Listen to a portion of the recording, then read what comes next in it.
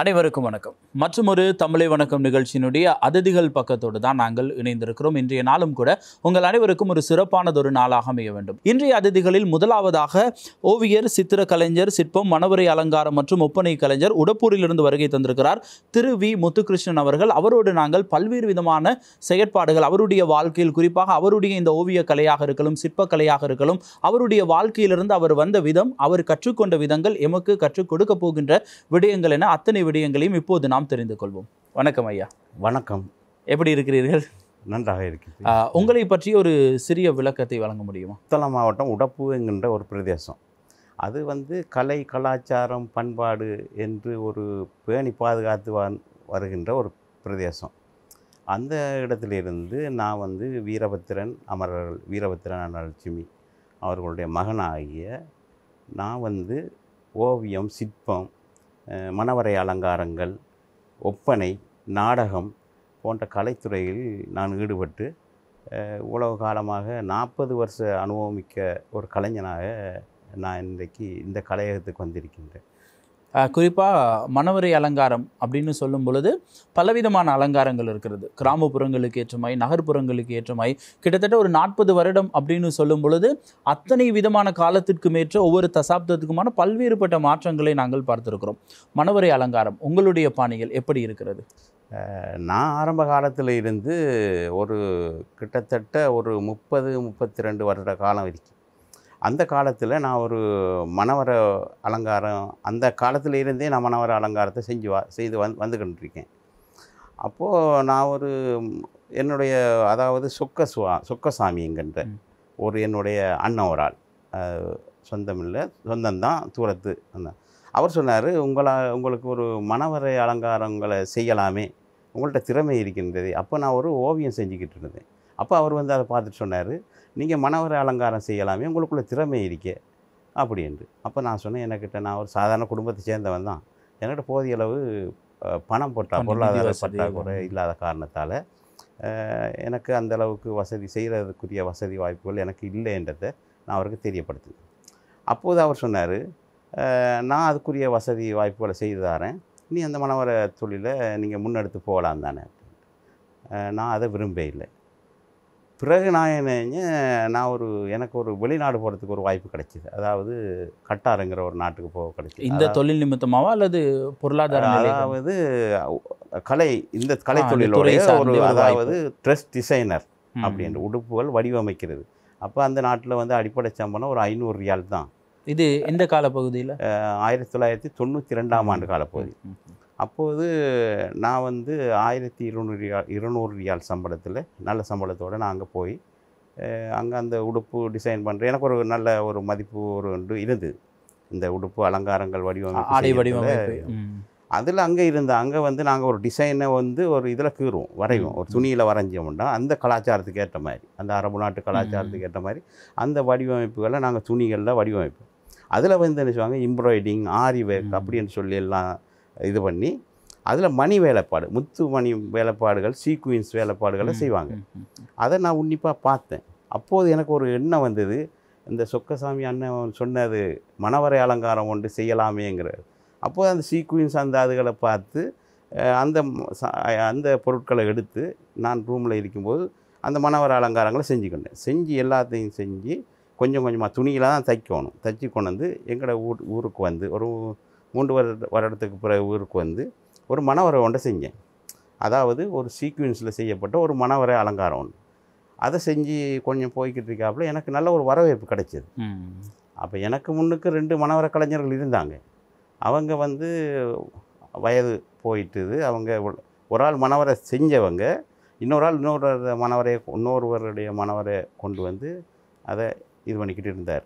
அப்போ நானே ஒரு மணவரை என்னோடய கற்பனையில் ஒரு மணவரை ஒன்று செஞ்சு கூடிய லாபம் கிடைக்கிற அளவுக்கு போய்கிட்டு இருந்தது. இது 95-96 காலப்பகுதியிலிருந்தே நடக்கிறது. அப்போ கிட்டத்தட்ட ஒரு 31 வருஷம் 32 வருஷம் என்னோட ஆரம்பம். அப்போ அதுக்கு பிறகு என்ன செஞ்சாங்க, அந்த வீடியோ பண்ணுறவங்க சொன்னாங்க, இந்த மணவரை சீக்வென்ஸ் இருக்கிறபடியால் ப்ளஸ் பண்ணுது அப்படின்ட்டு, அந்த லைட் வெளிச்சத்துக்கு ப்ளஸ் பண்ணுறபடியால் இது கொஞ்சம் எங்களுக்கு வீடியோ கொஞ்சம் சிக்கலாகிருக்கு அப்படின்ட்டு. அதுக்கு பிறகு நான் முத்து மணவரை ஒன்று செய்யணுமென்று சொல்லி நான் ஆசைப்பட்டேன். அப்படி செய்யணும் அப்படின்னு. அப்படியே கொழும்புக்கு சென்று நிறைய இடங்களை விசாரித்து முத்துக்கள், மணவரைக்குரிய முத்துக்களை வாங்கி அதை கோர்த்து அதுக்கு வில்வெட்டு துணி அதுகளில் வடிவமைச்சு நல்ல அழகான ஒரு மணவரையை முப்பரிமாண முடலில் ஒரு மணவரை அலங்காரம். அந்த டைம்லேயே நீங்கள் முப்பரிமாண வடிவமைப்பு மணவரையில் ஒன்று அலங்காரம் ஒன்று செஞ்சு இருக்கும்போது அதுவும் கூடுதலான எனக்கு வரவேற்பு கிடைச்சது. அப்போ எங்களோட ஊரில் இந்த மணவரை நிறைய பேர் ஊரில் உள்ளவங்க நிறைய பேர் சொன்னாங்க, நீ நல்ல ஒரு கலைஞர், நீ மணவரை இது செய்யலாமே அப்படின்ட்டு. அப்போ ஒரு நாள்லேயே 2-3 கல்யாணம் வரும். அப்போ எங்களால் சமாளிக்க முடியாமல் இருக்கும். ஒரு 2 மணவரை வச்சு திரும்பவும் இன்னும் ஒரு மணவரைகளை நான் அலங்காரம் பண்ணி இன்னும் மணவரைகளை நான் பெருக்கிக்கிட்டேன், முத்து மணவரைகளை செஞ்சேன். அப்படி காலப்போக்கில் போய்கிட்டு இருக்கும்போது என்னோடய தொழில் மணவரையோட முடல்கள் காலங்கள் மாறும்போது மணவரை என்ற முடல்கள் மாற்ற வேண்டிய சந்தர்ப்பம் வந்தது.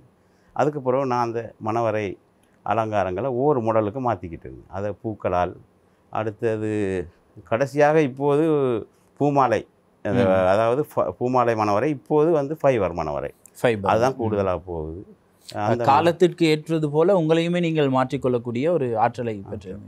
நான் இதுவரை காலமும் விளக்கிய மணவரை வாங்கி நான் செய்யலை. நீங்களே தானாகவே என்ற கற்பனையில் மணவரை முடல்களை போட்டு அதை நல்லா வடிவமைச்சு இதுவரைக்கும் நான் தான் மணவரை செஞ்சு நானே இதை வந்து சமூகத்துக்கு இந்த மணவரை அலங்காரத்தை செய்து ஒரு சம்பாத்தியத்தையும் செஞ்சுக்கிட்டு இருக்கேன். அநேகமாக வடமேல் மாகாண பகுதிகளில் மணவரை அலங்காரம் உண்டு. மணவரை வாடகைக்கு விடப்படுறதுன்னு சொன்னால் அது உடப்பு மணவரை தான். உடப்பு மணவரைங்கிறது அது என்னுடைய மணவரை.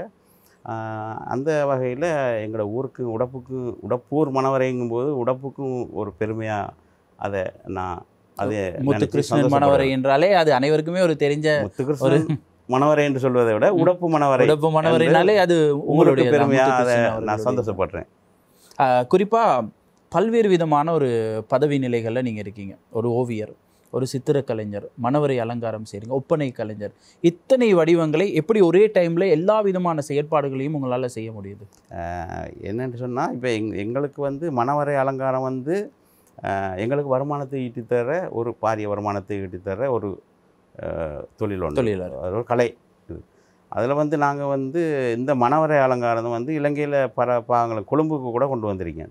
நீர்கொழும்பு மற்ற வடமேல் மாகாணம் அத்தனை பகுதியில் கொண்டு வந்திருக்கேன். எங்களுக்கு யாழ்ப்பாணம் கூட கேட்குறாங்க, எங்களுக்கு வாகன பிரச்சனை, ட்ராவலிங் சார்ஜ் பிரச்சனை இருக்கக்கூடியால் எங்களுக்கு போக முடியாது இருக்குது. இப்போ வந்து இந்த மணவரை அலங்காரம் செய்வதற்கு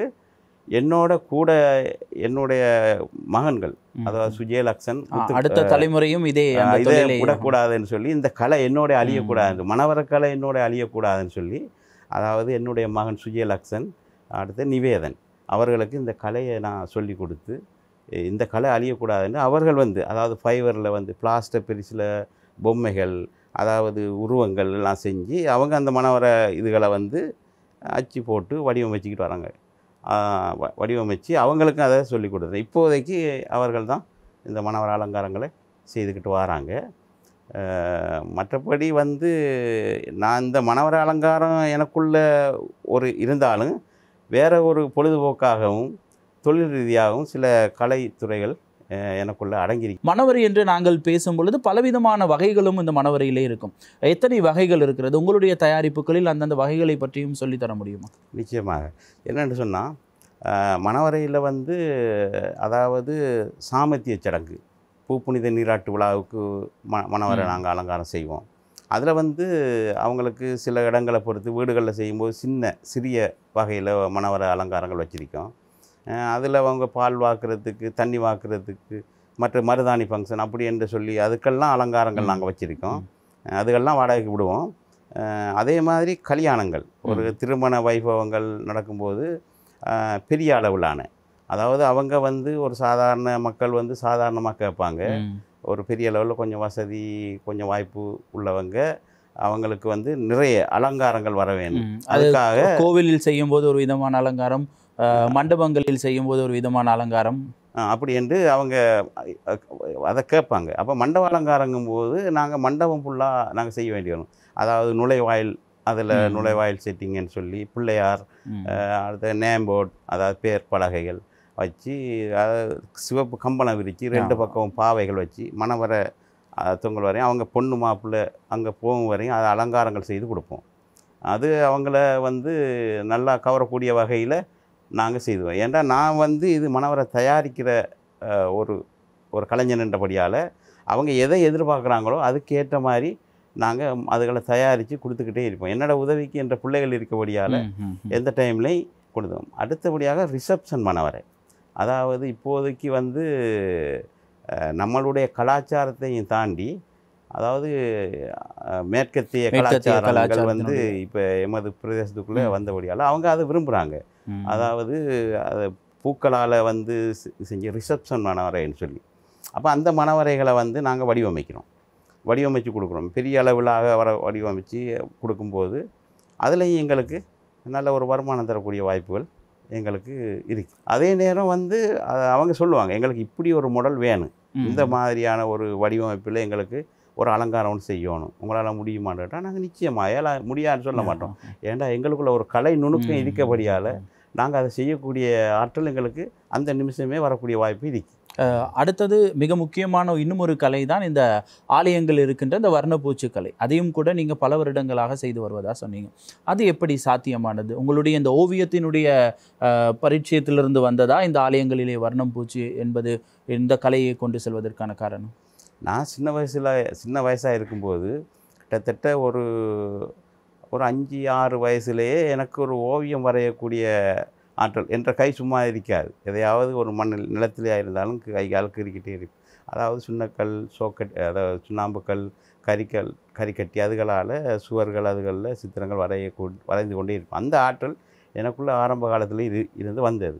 பிறகு நான் பாடசாலை பருவத்தில் இருக்கும்போது அந்த ஓட்டோ கலர்ஸ் அதுகளில் அவங்க சொல்லித்தந்த ஆசிரியர்மார் சொல்லித்தந்த விதங்களை நாங்கள் பிடிச்சி அதில் படங்கள் வந்து வரைஞ்சி, திரும்ப நான் பெரியவனாக வளர்ந்ததுக்கு பிறகு அதாவது ஒயில் பெயிண்டிங், அதாவது வாட்டர் பெயிண்டிங், அந்த இதுகளில் சித்திரங்கள், ஓவியங்கள், படங்கள் எல்லாம் வரைவேன், சீனரிகள் வரைஞ்சி அதில் வந்து என்ன கொஞ்சம் வளர்த்து இருக்கும்போது இருந்தாலும் எனக்கு பார்த்து இதுகளை நாங்கள் வரைஞ்சி பழக்கம் இருந்தாலும் இந்தியாவில் இருந்து ஒரு கணேசன் சொல்லி இஸ்தபதி, அவர் ஒரு நல்ல ஒரு சிற்பி, ஒரு ஓவியர், வர்ணப்பூச்சி கலைஞர்.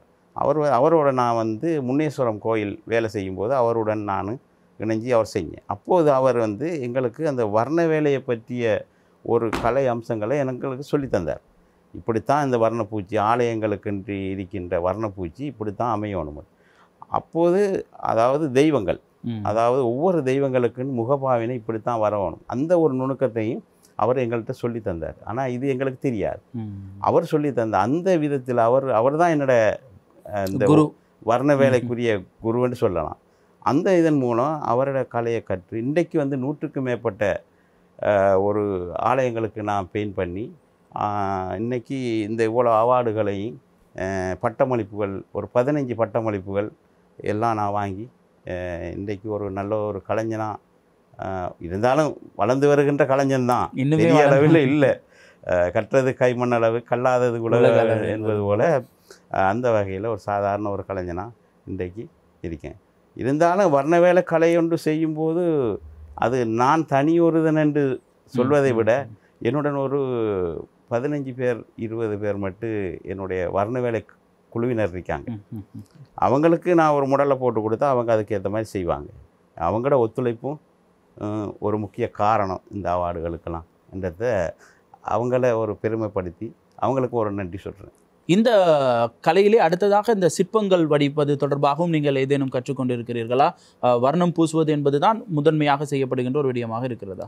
வர்ணம் பூசுவதில் அநேகமாக நாங்கள் வர்ணப்பூச்சி கலையில் வந்து ஆலய வர்ண வேலைப்பாடுகள், சுவர் ஓவியங்கள், திரைச்சீலை ஓவியங்கள் மற்றும் அதில் வந்து விளம்பரங்களுக்குரிய ஓவியங்கள், நிறைய வகையான ஓவியங்களை நாங்கள் வரைஞ்சாலும் இப்போது வந்து என்னுடைய ஏனைய இன்னும் இருக்கின்ற தொழில்களை விட வேறு வித்தியாசமான ஒரு வடிவமைப்புகள், சிற்பங்கள், அதாவது நீங்கள் சொன்னது போல் நாங்கள் வரைகின்ற ஓவியம், ஒரு சுவர் ஓவியம் வரைஞ்சால் ஒரு குறிப்பிட்ட காலத்தில் அது அழிக்கப்படும்.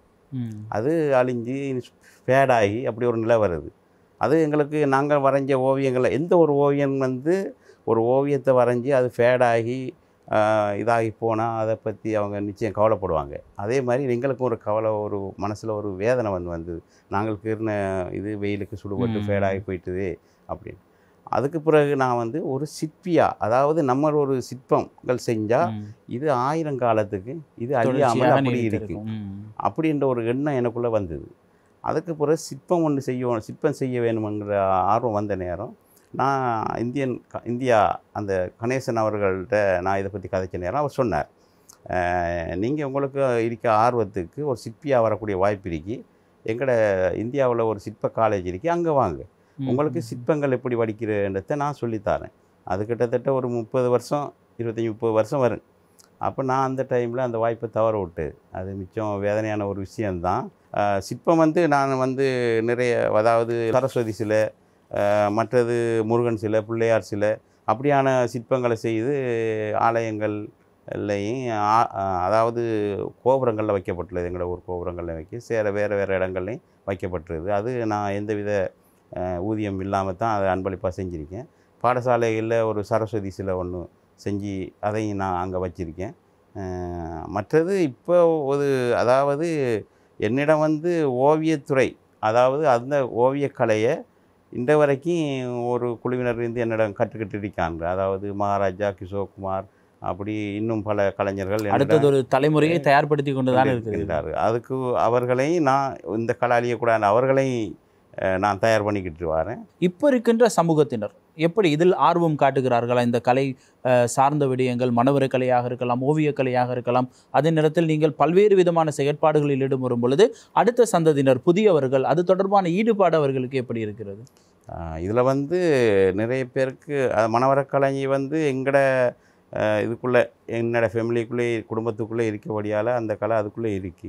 வர்ணவேல கலை வந்து என்னுடைய இருந்தவர்கள் நிறைய பேர் அதை கற்றுக்கிட்டு இருக்காங்க. 100க்கும் மேற்பட்டவர்கள் வந்து என்னிடம் இந்த வர்ண வேலை கலையை கற்றிருக்காங்க. வெளிநாடுகள்லையும் வாழ்ந்துக்கிட்டு இருக்காங்க. சில பேர் வெளிநாடுகள்லையும் இதை தொழில் ரீதியாக செய்துக்கிட்டு இருக்காங்க. அவர்களும் இதை என்னிடம் சொல்லி பெருமைப்படுவாங்க. அது ஒரு சந்தோஷமாக இருக்கு. சில கலைகளை வந்து நாங்கள் சில பேருக்கு சொல்லி கொடுக்கும்போது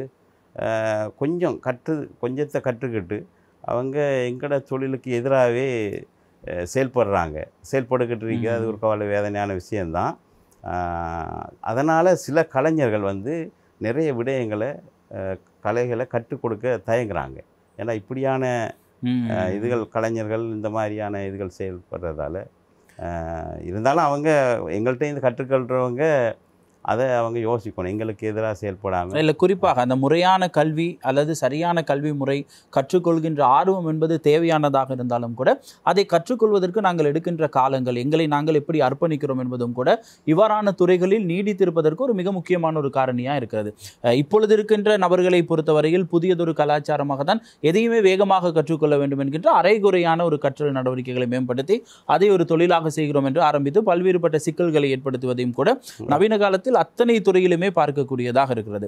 உங்களை பொறுத்தவரையில் இன்னும் ஒரு துறையாகத்தான் இந்த மேடை நாடகங்களிலும் கூட நீண்ட காலமாக பணியாற்றி வருகின்ற ஒருவராக இருக்கிறீர்கள். அதனுடைய அனுபவத்தை எங்களுக்கு பகிர்ந்து கொள்ள முடியுமா? நான் வந்து 1989ஆம் ஆண்டு எங்கட பாட்டனார் வந்து கதிரவேல் புலவர். அவர் வந்து வரகவி, அதாவது கேள்வி ஞானம் தான் கூட. அவர் எங்கட உடப்பூர் ஆலயங்களுக்கு வந்து மரபிசை பாடல்களை எழுதி நல்ல குரல் வளத்தோடு பாடிய ஒருவர், பாடி ஊருக்கு பெருமை சேர்த்த ஒருவர் என்று சொல்லி நான் சந்தோஷம். என்னுடைய தகப்பனாருடைய தகப்பன் பாட்டனார். அந்த வகையில் அவர் வந்து நாடக கலைஞர். ஒரு நாடகம், கவிதை, அதாவது ஒப்பனை, அதாவது இயக்கம், ஒரு நடிப்பு சொல்லி கொடுக்கின்ற ஒரு திறமை வாய்ந்த ஒரு கலைஞர். அவர் வந்து நலாயினி, நல்லதங்கால், பாஞ்சாலி சபதம் அப்படி போன்ற நாடக கதைகளை எழுதி இயக்கி அவர் நடித்து புகழ் சேர்த்த ஒரு கலைஞர், பழம்பெரும் கலைஞர். அந்த வகையில் எங்களோட உடப்பூரில் அந்த இடத்திலேயே ஒரு மேடை ஒன்று இருக்கு. அந்த நாளையில் மேடையை அமைச்சு பலகைகளால் ஓலைகளால் அமைச்சு தான் அந்த மேடை கட்டினாங்க. இப்போது மேடை அமைச்சு கல்லால் கட்டி ஒரு கலையரங்கம் என்று ஒரு மேடை இருக்குது. அந்த முற்றவழியை, திரௌபதியம்மன் ஆலய முற்றவழியை அலங்கரிச்சுக்கிட்டு. அப்போ 89ஆம் ஆண்டு காலப்பகுதியில் எனக்கு அந்த எங்கட பரம்பரையினரோட இந்த கலை இருந்ததால் எனக்குள்ளே இந்த கலை வந்து ஊற்றெடுத்தது. இது பொழுதுபோக்காக தான் இந்த கலையை நான் 89ஆம் ஆண்டு நான் ஒரு நாடகம் எழுதினேன். அதாவது இளமை துடிப்புகள் என்று. அப்போ இளமை துடிப்புகள் ஒரு நாடகம் எழுதினேன். அது வந்து சமூக சீர்திருத்த நாடகம், நகைச்சுவை பாணியில் கிட்டத்தட்ட ஒரு 36 வருடங்களுக்கு முன்பாக எழுதி எனக்கு அது நிறைய வரவேற்புகள் கிடைச்சது. அதுக்கு பிறகு நிறைய பேர் சொன்னாங்க, உங்களுக்கு நாடகம் எழுதக்கூடிய ஆற்றல் இருக்கபடியால் இன்னும் எழுதலாமே அப்படின்னு. அப்போ நானும் நடித்தேன். பிறகு என்ன வடியால் கெட்டது குடி என்று சொல்லி, அதாவது ஒரு குடிக்கிறதால வீட்டில் ஒரு சாராயம் காய்ச்சறதால அவங்களோட குடும்பம் எந்த அளவுக்கு சீரழிஞ்சு போகுது என்று ஒரு சமூக சீர்திருத்த நாடகம். குறிப்பாக உங்களுடைய நாடகங்கள் அனைத்துமே மக்களுக்கான ஏதேனும் ஒரு விழிப்புணர்வை கொடுக்க வேண்டும். அப்போ அதுவும் ஒரு சமூக ஒரு நகைச்சுவை பாணியில் ஒரு நாடகம் எழுதி நானும் ஒரு பெண் வேடத்தில் நடித்து நான் தான் அதை கதை எழுதி நெறியாக்கம் பண்ணி இயக்கி, அதாவது ஒப்பனை மற்றது எல்லாமே நான் செய்து அது செஞ்சேன். எங்களோட கலைஞர்களுக்கு அதில் வந்து நல்ல கலைஞர்கள் இருந்தாங்க, அவங்களுக்கும் ஒரு நல்ல ஒரு வரவேற்பை கொடுத்தது. தொடர்ந்து அந்த கலைஞர்களை வச்சு நாங்கள் சில நாடகங்கள் செஞ்சோம். அதாவது நான் எழுதினேன் அதாவது நண்பன், இணைந்த இதயங்கள், மற்றும் சந்தேகம், மற்ற ஏமாற்றம், அப்படியான நாடகங்களை நாங்கள் எழுதினேன். அதாவது நகைச்சுவை பாணியில் நாங்கள் நாடகம் ஒன்று எழுதும்போது அதை மக்கள் வந்து என்ன நகைச்சுவையை நல்லா ரசிப்பாங்க. இலகுவாக மக்களிடம் போய் செல்லக்கூடிய ஒரு பாணி அது. இலகுவாக அந்த இந்த கதை அம்சங்கள் அவங்களுக்கு போய் சேரக்கூடிய அளவு இருக்கபடியால் அதை சிந்தித்து அந்த நகைச்சுவை பாணியிலேயே அந்த நாடகங்களை நான் எழுதினேன். எனக்கு நிறைய வெற்றியை தந்தது. அதாவது ஸ்ரீ கந்தசுவாமி நாடக மன்றம் இன்றைக்கு அதோட ஆயுட்காலம் வந்து கிட்டத்தட்ட 75 வருட காலம். எங்களோட முன்னோர்கள் பாவித்த அந்த மன்றத்தை இந்த வரைக்கும் அது நானும் ஒரு கலைஞராக இருந்து அதில் புராண நாடகங்கள், இதிகாச சரித்திர நாடகங்கள் அதுகள்லாம் நான் நடிச்சிருக்கேன். அதுக்கு நான் ஒப்பனையும் செஞ்சுருக்கேன். அவங்களுக்கு அந்த பெரிய பெரிய அவங்க சேரும்போது அப்போ நான் நடிக்கும்போது ஒரு கிட்டத்தட்ட நிறைய நாடகங்களை செஞ்சு அதுக்கப்புறம் என்னுடைய ஒரு நண்பர் என்று ஒரு தம்பி ஒரு ஆள் முத்துக்குமார் என்று சொல்லி அவர் ஒரு கதை எழுதி கொண்டு வந்தார். நான் இது செய்யலாமா, அந்த நாடகம் வைக்கலாமா அந்த மேடையில். அப்போ எங்களோட உடப்பு நாடக மேடைக்கென்று ஒரு முறை ஒன்று இருக்கு. அதாவது நேர வந்து ஒரு நாடகம் ஒன்று செய்யும்போது திரைப்படத்துக்கு நாடகங்களுக்கு மேடை நாடகங்களுக்கு வித்தியாசம், மிகப்பெரிய ஒரு வித்தியாசம் இருக்குது. அப்போ அந்த மேடையில் இந்த நாடகம் எப்படி செய்யணுமன்றதை நான் மேற்கொண்டு இந்த நாடகம் இப்படித்தான் இது செய்யணுமென்று காட்சி அமைப்பு எல்லாத்தையும் எழுதி நாங்கள் நெறியாக்கம் பண்ணி அந்த நாடகத்தை நீ தான் நடிக்கிறா, உன் தம்பி கதாநாயகியாக நடிக்கிறாங்க, நீ நடிப்பு சொல்லி கொடுத்து அந்த நாடகம் நிறைய வரவேற்பு கொடுத்தது. எங்களோட பழைய கலைஞர்களையும் வச்சு இந்த நாடகங்களை நடிப்பை நாங்கள் சொல்லி கொடுத்து அந்த நாடகம் நிறைய எங்களுக்கு மதிப்பு தந்தது. இந்த வரைக்கும் நான் வந்து அவங்க நாடகம் வேறு யாருங்களுக்குனா எங்களோட ஸ்ரீ கந்தசுவாமி நாடக மன்றத்தில் நான் வந்து இயக்குனராகவே இருக்கேன். அதாவது நடிப்பு சொல்லி கொடுக்குற ஆற்றல், ஒப்பனை, மேடை அலங்காரம், காட்சி அமைப்பு, இந்த மாதிரியான விதத்தை நான் செஞ்சு இந்த நாடக மன்றத்தை வளர்த்துக்கிட்டு இந்த நாடக மன்றத்துக்கு என்ன இந்த அறிமுகம் செஞ்சவங்க அமரர் பத்மநாதன் ஜக்கம்மான் அவர் என்பது, சுந்தர அண்ணன் அவர், மற்றது ராக்கப்பன் கொல்லா அண்ணன் அவர்கள் தான் இந்த நாடகத்துறைக்கு என்ன இந்தளவுக்கு இந்த நாடகம் மூலமாக என்ன அறிமுகம் செஞ்சவங்க. அவங்களையும் நான் அவங்களுக்கு நன்றி சொல்ல கடமைப்பட்டிருக்கேன். மற்றது இந்த நாடகம், மற்றது ஓவியம், சிற்பம், மணவரை அலங்காரம், அதுகளை வந்து எனக்கு வந்து கலாபூசணம் உடப்பூர் வீரசொக்கன் அவர் வந்து என்ன வந்து இந்த பத்திரிகை மூலம், கலைக்கேசரி பத்திரிகை மூலம் என்ன உலகறிய செய்கிறதுக்காக, இது உலகம் வரை பார்க்கின்ற ஒரு கலைக்கேசரி, அதன் மூலம் என்ன ஒரு 20 வருஷத்துக்கு முன்னுக்கு அறிமுகம் செய்துள்ளார். அந்த இதை பார்க்கும்போது எனக்கு ரொம்ப ஒரு அவருக்கும் நாங்கள் நன்றி சொல்ல கடமைப்பட்டதோடு, இந்த ஓவியம், சிற்பம், இப்படி பல அம்சங்களை கொண்ட எனக்கு என்னை வந்து இங்கே வந்து அறிமுகம் செஞ்சவர், அதாவது மலையகம் தந்து எங்களோட உடப்பு மண்ணில் வந்து கவி வரிகளை எழுதிக்கின்றிருக்கின்ற கவிஞர் கேஜி அவர்கள், கனகேஸ்வரன் அவர்கள் மூலமாக இந்த கலையகத்துக்கு நான் வந்திருக்கேன். வந்து இந்த கலையகம், அதாவது ஆதவன் தொலைக்காட்சிக்கு நான் மிக நன்றி சொல்ல கடமைப்பட்டவனாகவும் மிகவும் மன சந்தோஷத்துடன் நான் இதை சொல்கிறதுக்கு நான் கடமைப்பட்டவனாக இருக்கேன். அதே நேரம் இதை டிவியை அந்த உலகம் பூரா பார்த்துக்கிட்டு இருப்பாங்க. அவங்களுக்கு கூட நான் வணக்கத்தை நன்றியை தெரிவித்துக் கொள்ளணும். எத்தனை வருட காலமாக எத்தனை விதமான விருதுகளை நீங்கள் வாங்கியிருக்கிறீர்கள், அதை பற்றி சொல்லி விளக்க முடியுமா? இதுவரைக்கும் நான் வாங்கிய விருதுகள் நிறைய ஏராளம் இருக்குது. இதில் கொஞ்சம் தான் இருக்குது. 15 பட்டமளிப்புகள் எனக்கு கிடைச்சிருக்கிறது. இலங்கை பூரா எனக்கு கிடைச்ச பட்டமளிப்பு. ஓவிய திலகம், உடப்பூர் ஓவிய கலாஜோதி என்று சொல்லி உடப்பூர் மக்கள், நல்ல உள்ளங்கொண்ட உடப்பூர் மக்களால் இந்த இப்படி ஒரு உடப்பூர் ஓவிய கலாஜோதி என்கின்ற இந்த ஒரு பட்டமளிப்பையும் தந்து தங்கப்பதக்கம் அணிவித்து என்னை கௌரவித்த இது விதங்கள் எங்களை மிகவும் சந்தோஷப்படுத்துகிறது. அதுபோல் 15 பட்டமளிப்புகள் எனக்கு இதுவரை காலமும் கிடைச்சிருக்கு. கலாவிபூஷணம் என்ற ஒரு பட்டமும் கிடைச்சிருக்கு. பல்கலை கலைஞன் அப்படி என்ற ஒரு பட்டமும் எனக்கு கிடைச்சிருக்கு. உண்மையிலே உங்களுக்கு கொடுக்க வேண்டிய ஒரு பட்டம் தான். அத்தனை கலைகளையுமே கற்றுக்கொண்டு அதை இன்னுமே ஆர்வத்தோடு நீங்கள் செய்து வருவது என்பது ஒரு சாதாரணமான ஒரு விடயம் அல்ல. அப்படி நிறைய பட்டங்கள் கிடைச்சிருக்கு. அதாவது இந்த இதுகளை செய்த எங்களுக்கு ஆலய வர்ண வேலைகளை தந்து எங்களை இந்தளவுக்கு பட்டமளிப்புகளையும் தந்து, அதாவது மணவரை அலங்காரம் செய்து அவங்களுடைய முற்றத்தையும் அவங்களுடைய மணவரை அதாவது கல்யாண மேடைகளை அலங்கரிக்க தந்த சந்தர்ப்பம் தந்து எங்களுக்குரிய அதுக்குரிய ஊதியத்தையும் தந்து அவர்களுக்கு நான் நன்றி சொல்ல கடமைப்பட்டவனாக இருக்கேன். எங்களோட கலையை அவங்க என்னங்க அவங்கள் மூலமாக நாங்கள் வெளிப்படுத்தி இருக்கோம். அதுக்குரிய சந்தர்ப்பம் தந்திருக்காங்க அவங்க எங்களோட கலையை வெளிப்படுத்துறது. அதுவும் அதை அவங்களுக்கு நன்றி சொல்ல கடமைப்பட்டவனாக தான் இருக்கிறேன். குறிப்பாக இதை ஒரு கேள்வியாகவே உங்களோடு கேட்க வேண்டும் என, இத்தனை கலைகளை கற்றிருக்கிறீர்கள், நீங்கள் யாருக்கெல்லாம் நன்றி சொல்ல வேண்டும் என்ற ஒரு கேள்வியை கூட நான் தயாரித்திருந்தேன். ஆனால் நீங்கள் ஆரம்பத்திலிருந்தே அத்தனை நபர்களுக்குமே அந்த நன்றியை நீங்கள் தொடர்ச்சியாக தெரிவித்து கொண்டு தான் இருந்தீர்கள். இந்த கலை மீதான ஆர்வம் உங்களை இன்னுமே இயக்கி கொண்டிருக்கிறது. எப்படி இந்த ஆர்வம் உண்மையிலேயே உங்களை போன்றவர்களுக்கு அந்த காலகட்டத்திலே ஒரு ஆர்வம் இருந்தது, கலைத்துறையில் ஏதேனும் ஒரு விடயத்தை சாதிக்க வேண்டும், அது பாராட்டுக்குரிய ஒரு விடயம். இத்தனை வருட காலமாக கிட்டத்தட்ட 35-36 வருடங்களாக தொடர்ச்சியாக நீங்கள் அந்த கலையை சிறப்பாக செய்து கொண்டிருக்கின்றீர்கள். அதே நேரத்தில் ஒரு 20 வருடங்களுக்கு முன்பாக ஒரு பத்திரிகையிலே உங்களை பற்றிய ஒரு மிகப்பெரிய ஒரு விடயம் வெளிவருகிறது. அது உங்களுக்கு ஒரு மிகப்பெரிய ஒரு உந்து சக்தியாக இருந்தது. இன்று வரை இப்பொழுது ஒரு தொலைக்காட்சிக்கு வந்திருக்கிறீர்கள். இன்னும் பல்வேறுபட்ட அங்கீகாரம் என்பது உங்களை போன்றவர்களுக்கு நிச்சயமாக கிடைக்கும். காரணம் உங்களுடைய தொழில், நீங்கள் அதற்கு கொடுக்கின்ற அந்த நேர்மையான செயற்பாடுகள் என்பது பாராட்டக்கூடியது. நீங்கள் இப்பொழுது இது ஒட்டுமொத்தமாக பார்த்து கொண்டிருக்கின்ற இந்த தொலைக்காட்சி வாயிலாக பார்த்து கொண்டிருக்கின்ற அத்தனை எதிர்கால சந்ததியினருக்கு என்ன விடயத்தை கூற விரும்புகிறீர்கள்? உங்களுடைய கரங்களில் உங்களுடைய அனுபவத்தை பகிர்ந்து கொள்ள முடியுமா? அதாவது சிலர் சில பேர் அவங்களுடைய எண்ணத்தில் தோன்றும் இந்த மாதிரி ஓவியம் சிற்பம் வடிப்பதால் எங்களுக்கு போதிய அளவு சம்பளம் எங்களுக்கு கிடைக்காது, சம்பாதிக்க முடியாதுன்னு. என்னை பொறுத்த மட்டுக்கு அதாவது இந்த ஓவியத்துறை மூலம்தான், இந்த கலைத்துறை மூலம்தான் நான் இன்றைக்கு என்னோடய வாழ்வாதாரத்தை கொண்டு நடத்தக்கூடிய அளவுக்கு என்ற இது போய்கிட்டு. அதே நேரம் பாராட்டுக்கள், கௌரவிப்புகள் இந்த கலை மூலம் வந்து கிடைக்கும். அதே மாதிரி இனி அதாவது கலைஞர்கள் யாராக இருந்தாலும் அவங்க இந்த கலைத்துறையில் பல்வேறுபட்ட சம்பாத்தியங்கள் இருக்கின்றது.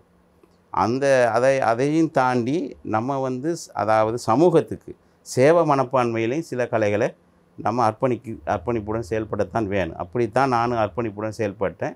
இப்போது ஆனால் தொழில் ரீதியாகவும் இப்போ நான் செய்துக்கிட்டு வரேன். அதாவது வர்ணப்பூச்சி கலைகள்லாம் ஒரு அரிதாக கிடைக்கின்ற ஒரு கலை. அதில் நல்ல வடிவாக நிறைய சம்பாதிக்கக்கூடிய வாய்ப்புகள் இருக்குது.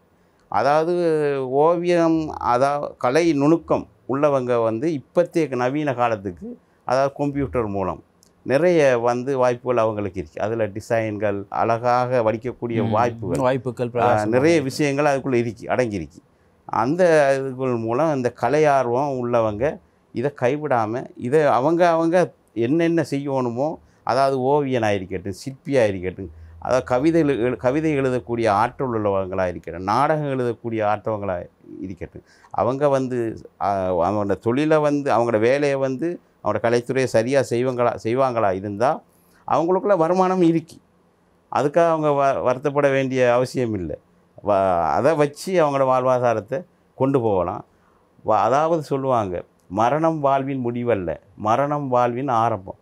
ஒரு மனிதன் இறந்ததுக்கு பிறகு அவன் பேசப்படுகிறான்டா அவன் செய்த படைப்புகள், அவன் உலகுக்கு காட்டிய கலையின் பங்கு அது சரியாக இருந்தால் அவன் இறந்த பிறகு அவன் உயிரோடு இருப்பதாக பேசப்படுவார். நிச்சயமாக. அவன் எதுவும் சமூகத்துக்கு செய்யாமல் வாழ்ந்தோம் இருந்தோம் உழைச்சோம் செத்தோம் கொண்டு இருந்தால் அவனை பற்றி பேசுவதற்கு அவர்களை பற்றிய எந்தவித தகவல்களும் சமூகத்துக்கு தெரியாது.